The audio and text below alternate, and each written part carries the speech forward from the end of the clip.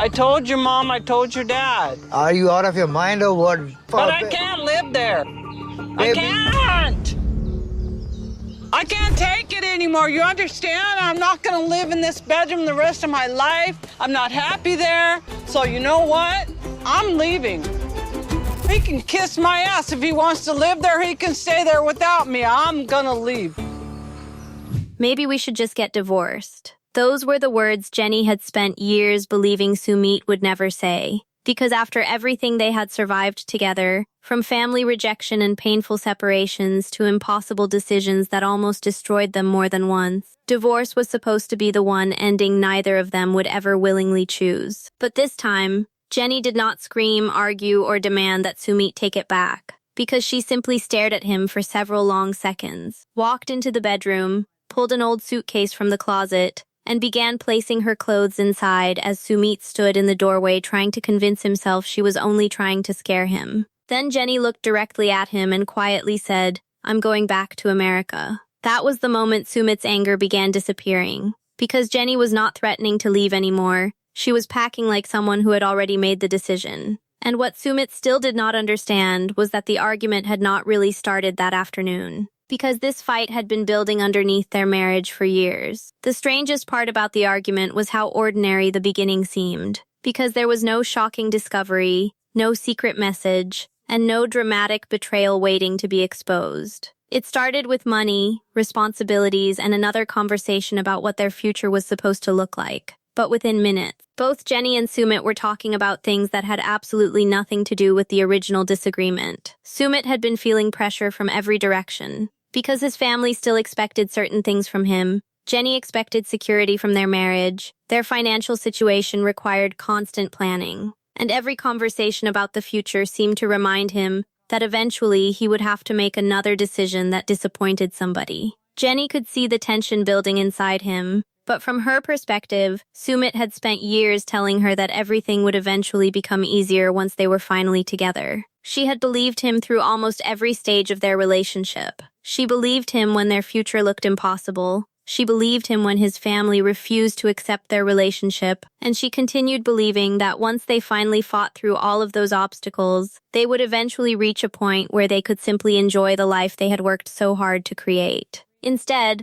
Jenny increasingly felt like every victory was followed by another crisis. That afternoon, she asked Sumit a question about their finances, and Sumit answered with the kind of irritated tone that immediately told her something deeper was bothering him. Jenny asked why he was speaking to her like she had done something wrong, while Sumit insisted he was only tired of having every decision questioned. That single word, tired, completely changed the conversation. Jenny looked at him and asked, "Tired of what?" Sumit should probably have stopped there, but when someone has been holding frustration inside for a long time, the most dangerous moment usually comes when they finally get an opportunity to release it. He said he was tired of feeling responsible for everybody's happiness. He was tired of trying to keep his family comfortable while also protecting Jenny from feeling rejected. He was tired of constantly worrying about money. Most importantly, he was tired of feeling like whenever he and Jenny disagreed, the conversation eventually became another reminder of everything she had sacrificed for him.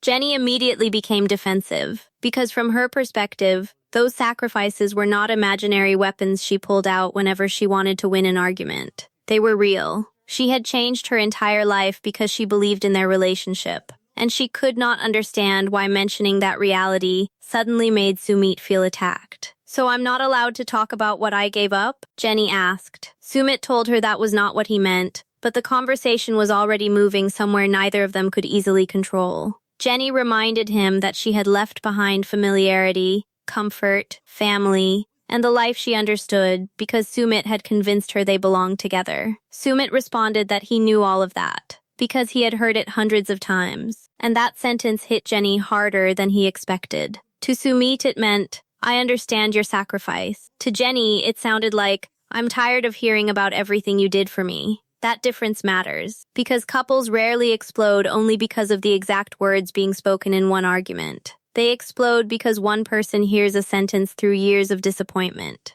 while the other person hears it through years of pressure. Jenny's expression changed immediately. She asked Sumit whether he wished she had never come to India. Sumit said that was ridiculous. Jenny asked whether his life would have been easier without her. Sumit avoided answering directly. That hesitation became the first real turning point. Jenny noticed it, and once she noticed it, she could not let it go. She told Sumit that for years she had been treated like the problem standing between him and the life his family wanted for him, and now she was beginning to wonder whether Sumit secretly believed the same thing. He told her she was twisting his words. Jenny said she was trying to understand his words. Then Sumit finally admitted something he had apparently been struggling to say for a long time. He said that sometimes he did wonder what his life would look like if every decision did not come with a fight attached to it. That did not mean he wanted Jenny gone. But Jenny did not hear the second half. She only heard that her husband had imagined a life where she was not creating complications for him. Suddenly, the original argument about money disappeared completely.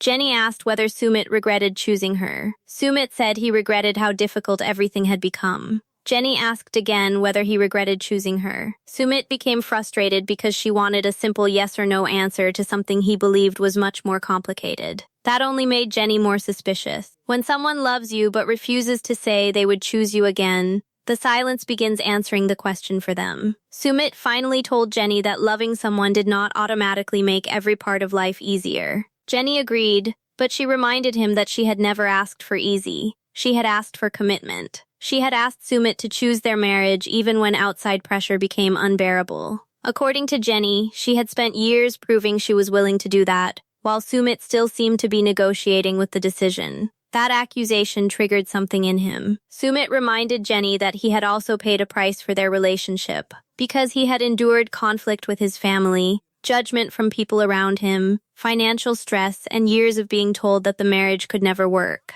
Jenny said she had never denied his sacrifices. Sumit told her that somehow his sacrifices never seemed to count once they started arguing. And suddenly both of them believed they were the person whose pain had been forgotten. That is usually when a marriage fight becomes dangerous, because they were no longer trying to solve the problem. They were trying to prove who had suffered more. Jenny told Sumit, "I came here because you told me you wanted me here." Sumit responded, "And I never said I didn't." Jenny shook her head and said, "You don't have to say it anymore. I can feel it." That was when the room became noticeably quieter, because Sumit realized Jenny was no longer simply angry. She was hurt. But instead of backing away from the argument, he made the mistake people often make when they feel misunderstood. He pushed harder. He told Jenny he could not spend the rest of his life constantly proving he loved her every time they had a disagreement. Jenny stared at him and asked the question that would completely change the night. "If proving you want this marriage is such a burden, then do you even want this marriage anymore?" Sumit did not answer. Jenny waited. And the longer he remained silent, the more dangerous the next answer became.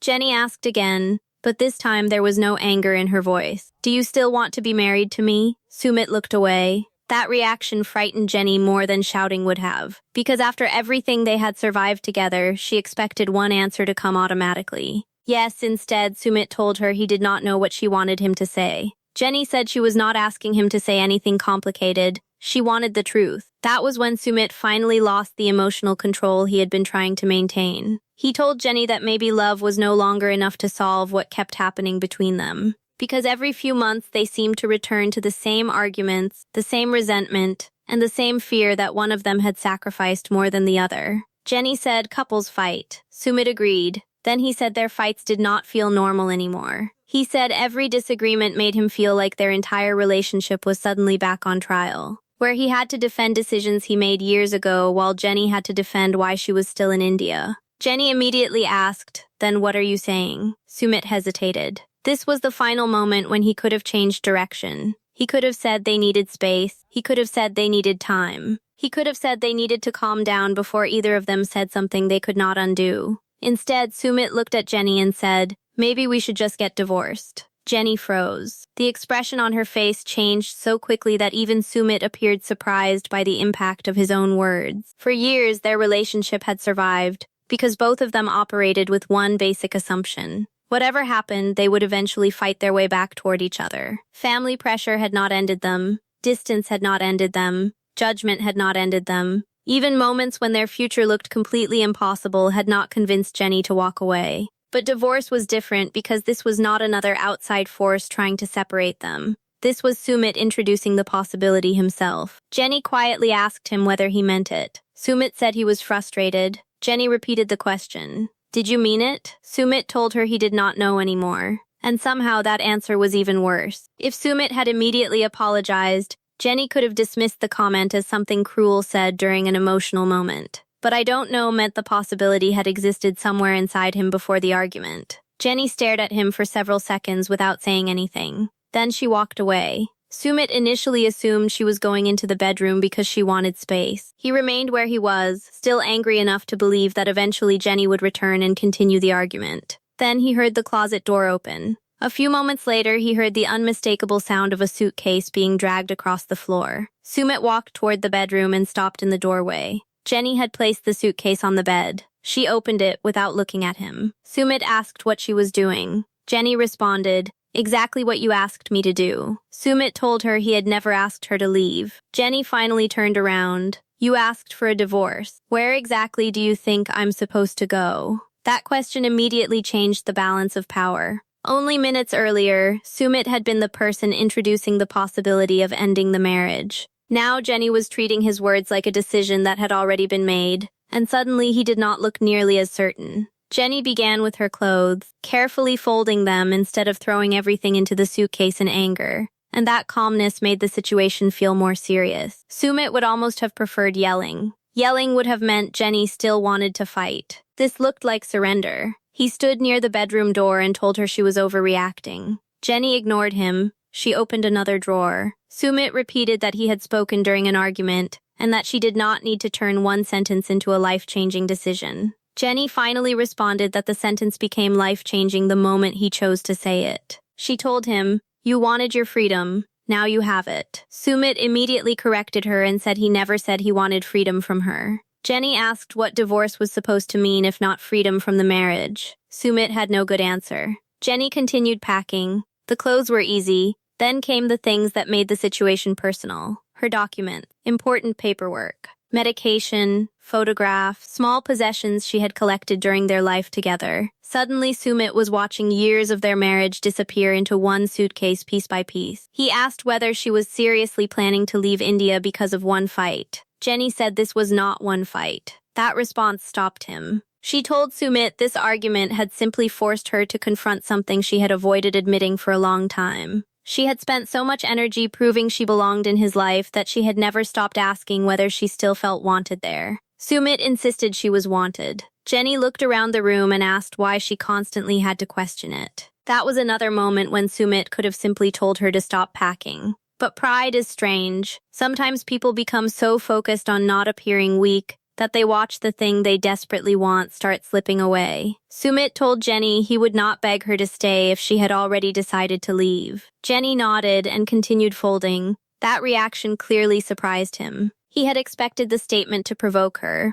Instead, she calmly said, "I'm not asking you to beg." A few minutes later, Jenny picked up a photograph from their relationship. She stared at it longer than anything else she had packed. Sumit watched her expression soften. For a brief second, it looked like she might reconsider. Instead, Jenny placed the photograph carefully inside the suitcase. That small action finally broke through Sumit's defensiveness. He asked where she was actually going. Jenny told him she was going back to America. Sumit asked whether she had even thought about what that meant. Jenny said she had spent years thinking about what staying in India meant. Now she was finally thinking about herself. He told her she could not simply disappear after one horrible evening. Jenny reminded him that she was not disappearing. He was the one who had introduced divorce. She was simply refusing to stand in the same room and beg her husband to choose her again. The sentence landed hard because that was exactly what Sumit had expected, without realizing it. Some part of him believed Jenny would fight for the marriage the same way she always had. He expected tears. He expected another long conversation. He expected her to remind him of their history until both of them eventually calmed down. He never expected her to accept the possibility of losing him.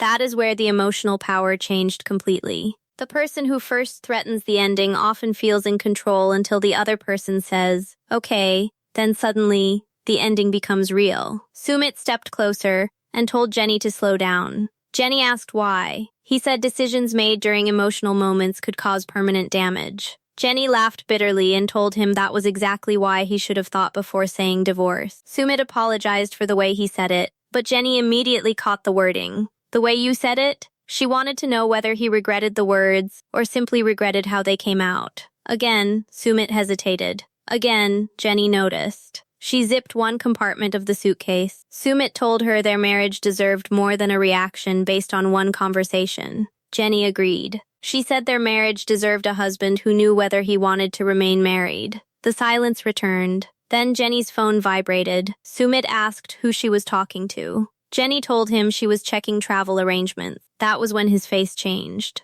Until that point, Sumit could still pretend the suitcase was emotional theater. Travel arrangements meant Jenny was building an exit. He asked whether she had already booked something. Jenny refused to answer directly. Instead, she told him she would leave as soon as she could organize everything she needed. Sumit asked whether she planned to tell his family. Jenny said she had spent enough years explaining herself to his family. This time, Sumit could explain it. And unfortunately for Sumit, he would not have to wait very long. Because before Jenny had even finished packing, word of the possible divorce had already started spreading. Sumit had spent so many years believing his family wanted his marriage to Jenny to end that he thought he already knew how they would react. He expected someone to say they had warned him. He expected someone to quietly feel relieved. He may even have expected the strange comfort of finally being told that walking away was the easier path. Instead, the reaction complicated everything. Once his family learned that Jenny was preparing to leave India after Sumit mentioned divorce, the first question was not whether Jenny was actually going.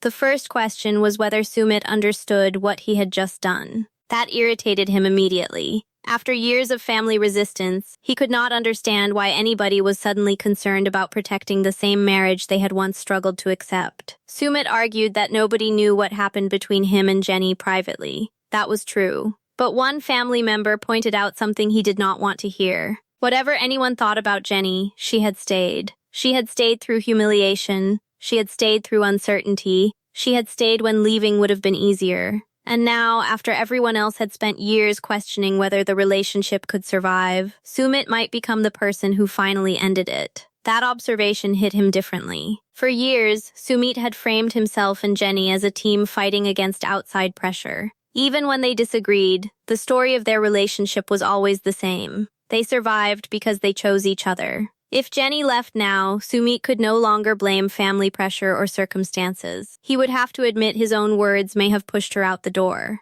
Jenny, meanwhile, wanted nothing to do with another family discussion. When Sumit told her people wanted to talk, she refused. She said she had already spent years defending the marriage to people who doubted it. She was not going to defend the divorce too. Sumit told her they were not trying to attack her. Jenny said that almost made things worse. Now everybody suddenly wants us to stay together? There was bitterness in her voice, because part of Jenny had spent years wishing for exactly that acceptance. Now it was arriving at the moment she was considering leaving. The irony was impossible to ignore. Jenny told Sumit that she had wanted his family to see their marriage as real for years, but she never imagined they might finally defend it after Sumit himself questioned whether it should continue. Sumit became frustrated again and said she was making everything sound more final than it actually was. Jenny immediately asked what exactly was temporary about divorce. He tried to explain that he had been emotionally overwhelmed. Jenny asked whether emotional pressure had created the thought or simply exposed it. That was a question Sumit could not easily answer.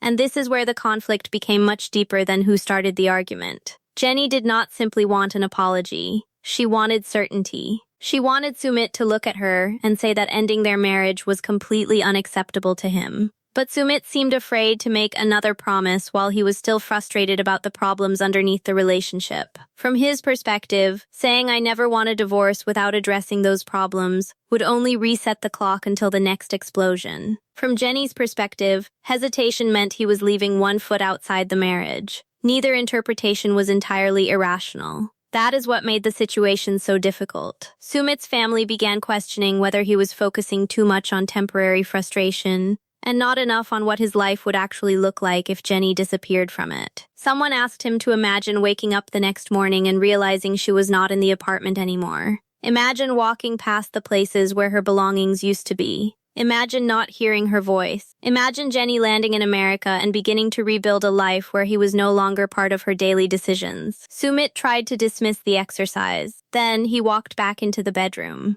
The suitcase was nearly full. For the first time, he could physically see what that empty apartment might look like. Jenny had already removed several things from the room. Spaces had appeared where her belongings normally sat. And suddenly, the future his family had described did not feel theoretical. Sumit asked her when she planned to leave. Jenny looked at him and said, "Soon." He asked what that meant. Jenny said she was making arrangements. Sumit wanted details. Jenny refused. She told him he had spent years knowing that she was committed to staying. Maybe now he needed to experience what it felt like not knowing whether she would still be there tomorrow. That was harsh, but it also revealed something important. Jenny was no longer only packing because she was angry. She wanted Sumit to understand what he had been taking for granted. Her presence, her loyalty, her willingness to survive one more crisis. Sumit finally admitted that seeing her pack frightened him. Jenny stopped for a moment. That was the first completely vulnerable thing he had said since the argument began. He told her he had never actually imagined her getting on a plane because of something he said. Jenny responded quietly, "Maybe that's the problem." Sumit asked what she meant. Jenny told him he had become too confident that no matter what happened, she would always be the person who stayed. She said love did not mean there were no limits. That sentence stayed with him. Later that evening, Sumit became much quieter. The anger was gone. Now he was watching Jenny prepare to leave while mentally replaying the conversation that had started everything. The divorce comment had lasted only a few seconds. Its consequences were now filling the entire apartment. And then Jenny delivered the update Sumit had been dreading. She told him she was preparing to leave for the airport. By the time Jenny finished preparing, neither of them had much anger left, because the emotional exhaustion had replaced it with something heavier. Reality, the suitcase stood near the door. Jenny had gathered the belongings she considered essential. Sumit kept looking toward the luggage as if it might disappear if he ignored it long enough. Jenny moved through the apartment slowly, checking drawers and shelves while Sumit followed her with the uncomfortable realization that each ordinary movement might be part of her final night there. He finally told her he did not want things to end like this. Jenny asked how he wanted them to end. Sumit immediately said he did not mean he wanted the marriage to end. Jenny reminded him that he was the first person who had spoken the word divorce. Sumit admitted it was a terrible thing to say during an argument. Jenny again asked the question he had been avoiding since the beginning. "Did you mean it?" Sumit told her he meant that something had to change. Jenny said that was not the same sentence. He said he felt trapped inside the same cycle of arguments and did not know how to escape it. Jenny told him marriage was not something you escaped every time it became difficult. Sumit said he knew that. Jenny asked whether he really did. The conversation could easily have exploded again, but this time neither had enough energy left to fight. Sumit sat down. For the first time, he stopped defending himself and admitted that part of the problem was fear. He was afraid of disappointing Jenny. He was afraid of disappointing his family. He was afraid of financial instability. He was afraid of waking up years later and realizing that both of them had spent so long defending their relationship that they had forgotten how to actually enjoy it. Jenny listened. That confession affected her because it was different from everything he had said during the argument. There was no anger behind it, no accusation, just exhaustion. Jenny told him she had fears too. She was afraid she had built her entire future around a man who still felt torn between different versions of his life. She was afraid Sumit loved her, but secretly resented what loving her had cost him. And most painfully, she was afraid that if she remained in India after hearing him suggest divorce, she would spend every future argument wondering whether he might say it again. Sumit told her he could promise never to use the word during another fight. Jenny said promises made because someone is standing beside a suitcase are easy. She needed to know what he would choose once the panic disappeared. That was the heart of the conflict. If Sumit stopped Jenny only because he was afraid of losing her, the deeper problems would still be waiting for them tomorrow. Jenny did not want another temporary rescue. She wanted an answer about the marriage itself. Sumit asked whether she actually wanted a divorce. Jenny said she never came to India expecting their story to end this way. That was not the answer he wanted. He asked again whether she wanted the marriage to end. Jenny told him she wanted to be married to someone who was certain he wanted to be married to her. Sumit looked down. Another silence. Another hesitation. Except this time, Jenny did not become angry. She simply picked up her bag. That movement made Sumit stand immediately. He asked whether she was really leaving right then. Jenny said staying another night would only create another conversation where neither of them knew what to say. Sumit offered to go with her. Jenny told him no. She wanted to leave alone. That frightened him even more, because it meant she was not asking him to perform the role of worried husband all the way to the airport. Jenny was creating distance deliberately. Sumit asked whether they would talk after she reached America. Jenny said she did not know. Now Sumit was hearing the same answer he had given her earlier. I don't know. And suddenly he understood how painful uncertainty could be. He told Jenny she could not decide their entire future before they had time to think.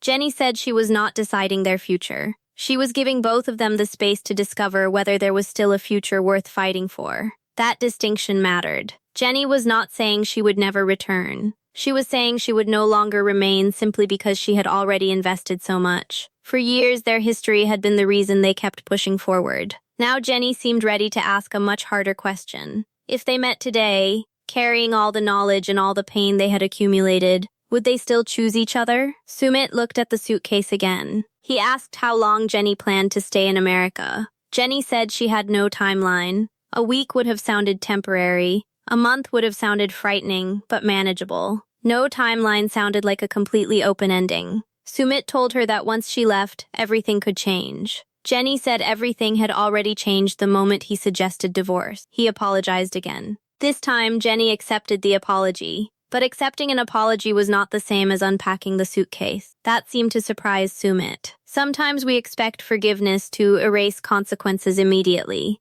But Jenny was separating those two things. She could believe Sumit regretted hurting her, while still believing she needed to leave. She could love him while refusing to remain in a marriage that suddenly felt uncertain. And she could forgive the argument while still demanding an answer about what came next. As the moment of departure moved closer, Sumit's emotional control finally started breaking down. He reminded Jenny of everything they had survived. Jenny said she remembered every part of it. He reminded her how many people believed they would never make it this far. Jenny told him that was exactly why his divorce comment hurt so much. They had spent years proving everybody else wrong. She never expected Sumit to become the person questioning whether continuing was worth it. He told her he was not questioning whether she was worth it. Jenny replied that sometimes there was no difference between doubting the relationship and making the other person feel unwanted. Sumit reached for her suitcase. Jenny stopped him. He said he only wanted to help. Jenny said she could carry it herself. That tiny exchange carried more emotional weight than the original fight. For years, Jenny had asked Sumit to stand beside her against everything making their relationship difficult. Now she was physically telling him she could carry her own belongings out of his life. They reached the door. Jenny looked around the apartment one final time. Sumit watched her carefully, probably searching for any sign that she was hoping he would stop her. Maybe she was. But if Jenny wanted him to stop her, she was no longer going to make it easy. Sumit told her, "You don't have to go." Jenny turned toward him. "That's not the same as asking me to stay." He became quiet. Jenny waited. Sumit opened his mouth and then stopped. Again, hesitation, again. The exact thing Jenny had spent the entire night trying to understand. She picked up the suitcase. Sumit followed her outside. The journey toward the airport became painfully quiet because there was almost nothing left to argue about. Everything had already been said. Jenny stared outside while Sumit kept glancing toward her, almost as if he was waiting for the right moment to suddenly solve a problem that had taken years to create. But there was no perfect sentence, no dramatic apology capable of repairing everything immediately.